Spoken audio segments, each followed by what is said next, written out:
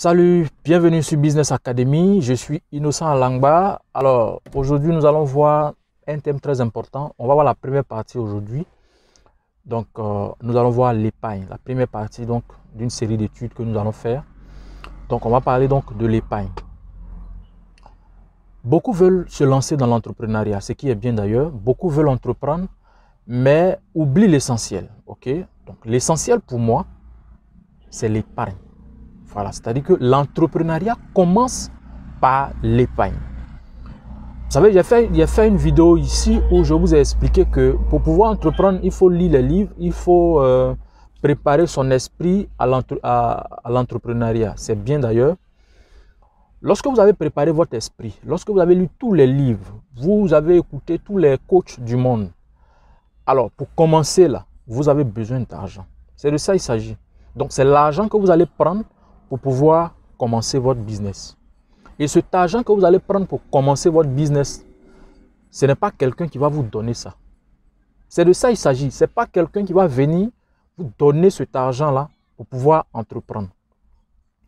J'ai des amis, par exemple, qui, quand on parle d'entrepreneuriat, rédigent des projets et puis ils s'en vont donner à une banque ou à une structure financière ou à quelqu'un qui peut donc les financer pour que ce dernier, en regardant juste le projet, il puisse leur donner l'argent pour aller expérimenter ce projet virtuel qui est sur papier ou dans un cahier ou dans un livre. Franchement, moi, je suis contre cette manière de faire parce que j'estime que un business que vous n'avez même pas encore commencé, vous déjà, vous avez élaboré combien vous allez gagner dans 6 mois, dans 5 mois. C'est vous seul. Vous n'avez pas encore expérimenté votre business. Et puis, vous savez combien vous allez gagner sur un certain nombre de périodes. Ça veut dire que quand vous rédigez, vous êtes dans la phase théorique. Est-ce que vous comprenez ce que je dis? Vous êtes encore dans la phase théorique.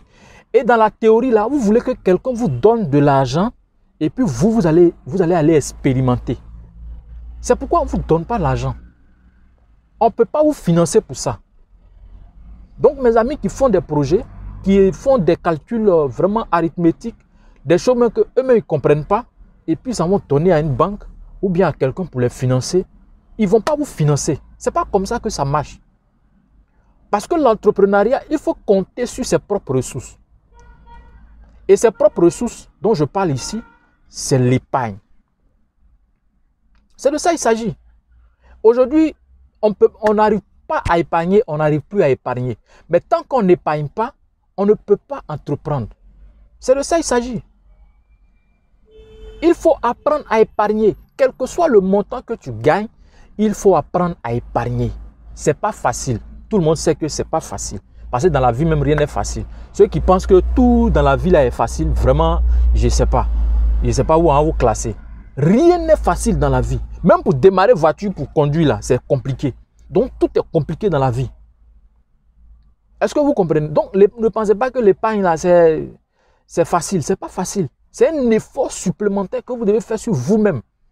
L'argent que vous touchez là, si c'est 100 000 francs, vous gardez 10 000 francs de côté ou bien 20 000 francs de côté. Ce que vous gardez de côté là, c'est ce qui va vous permettre de lancer votre business. Le jour où vous allez décider de vous lancer, c'est ce que vous avez gardé un peu là qui va vous permettre donc de vous lancer dans le business. Tant que vous n'épargnez pas, oubliez même l'entrepreneuriat.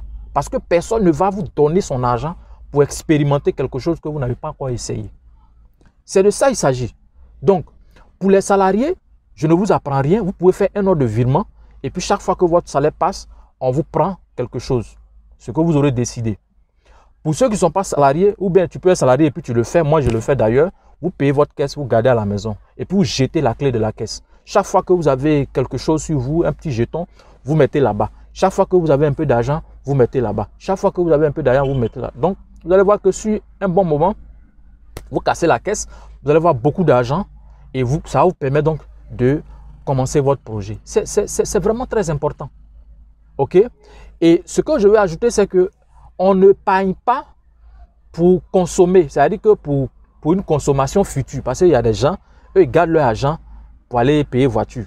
Bon, je ne suis pas contre ceux qui ont voiture. D'ailleurs, cette vidéo que je suis en train de faire, je la fais dans une voiture. Donc, cette voiture est en vente. Donc, ça fait partie de l'un de mes business.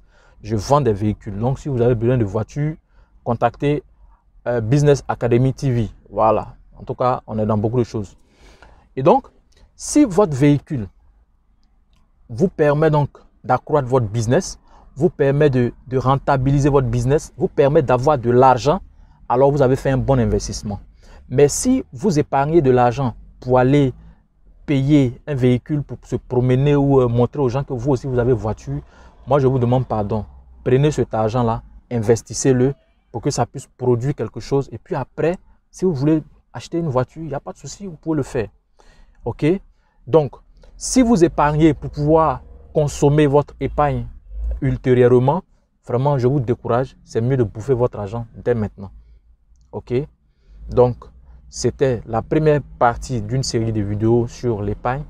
Si vous avez aimé, partagez, likez et puis n'oubliez pas de laisser votre commentaire. C'était votre même serviteur Innocent Langba.